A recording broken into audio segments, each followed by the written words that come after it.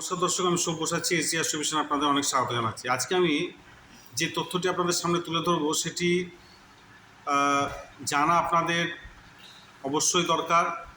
আগে আমিও জানতাম না, আমি পরে জেনেছি, বা আপনারাও হয়তো সেই তথ্যটি অনেকে জানেন, আবার অনেকে নাও জানতে পারে। সেটি হচ্ছে যে আমরা আমাদের বিশেষ করে হিন্দু ধর্মে প্রত্যেকটা বাড়িতেই কিন্তু ধূপকাঠি পাওয়া যায়। অর্থাৎ আমরা পুজোর পারপাসে আমরা ধূপকাঠি কিন্তু প্রতিদিনই জ্বালাই, সকাল সন্ধে। কিন্তু ব্যাপারটা হচ্ছে যে ধূপকাঠি জ্বালানোটা কতটি প্রয়োজনীয় বা দরকার,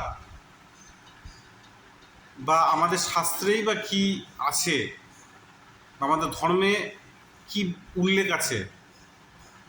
প্রথমে আসি যেটা পিছনে বিজ্ঞান, যে সায়েন্টিফিক রিসার্চ, সেটাতে অবশ্যই এটা কম বেশি অনেকেই জানে যে ধূপকাঠি যত বেশি সুগন্ধিত হবে তার মধ্যে কিন্তু তত বেশি কেমিক্যালের ব্যবহার হয়ে থাকে, এবং সেটি যখন জ্বালানো হয় সেটি আমাদের চারিপাশকে সুগন্ধিত অবশ্যই করছে, কিন্তু তার সাথে সাথে সেটি কিন্তু আমাদের একটা দূষণও করছে।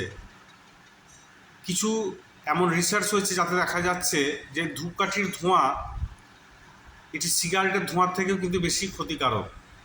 আমাদের বিভিন্ন রকম যেসব অ্যালার্জেটিক প্রবলেম বা রেসপিরেটরি প্রবলেম, আমাদের শ্বাস প্রশ্বাসের যে সমস্যা, এগুলো কিন্তু এই ধূপকাঠির ধোঁয়ার জন্যেও হয়। বাচ্চাদের বিভিন্ন রকম সমস্যা, সেটাও কিন্তু ধূপকাঠির ধোঁয়ার জন্য হয়।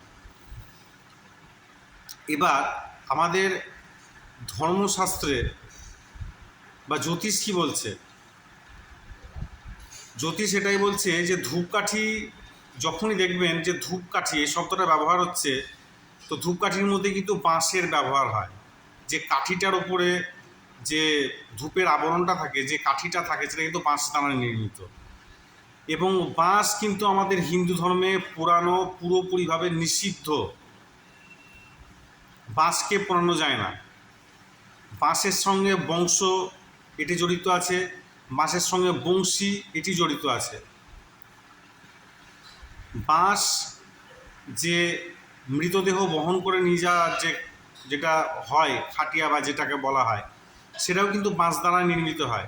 সেটাকে শ্মশানে নিয়ে গিয়ে সেটাকে ভেঙে ফেলা হয়, কিন্তু পোড়ানো হয় না। বাঁশ পোড়ানো আমাদের শাস্ত্রে কিন্তু পুরোপুরি নিষিদ্ধ আছে। তো ধূপকাঠিতে যে কাঠি ব্যবহার হয় সেটা কিন্তু বাঁশ দ্বারাই নির্মিত হয়। সেই জন্য সেই ধূপকাঠি পোড়ানো মানে হচ্ছে বাঁশ মানে বংশকে পোড়ানো।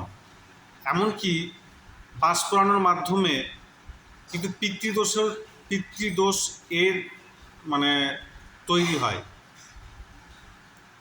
আপনারা সেই ধূপ ব্যবহার করতে পারেন যেটির মধ্যে কাঠি থাকে না। এরকম ধূপও পাওয়া যায়, আপনারা সেই ধূপ আপনারা জ্বালাতে পারেন। কিন্তু ধূপকাঠি সেটি কিন্তু জ্বালানো যে নিয়ম সেটা কিন্তু নেই। কারণ বাঁশ কিন্তু হিন্দু ধর্মে পুরোপুরিভাবে নিষিদ্ধ আছে, যে বাঁশকে কখনো পোড়ানো যায় না। বাঁশ কখনো যজ্ঞে বলুন বা কিছুতে বলুন বা কোনো পারপাসে বাঁশে আগুন ধরানো যায় না। আশা করি এই ভিডিওটি ভালো লাগবে।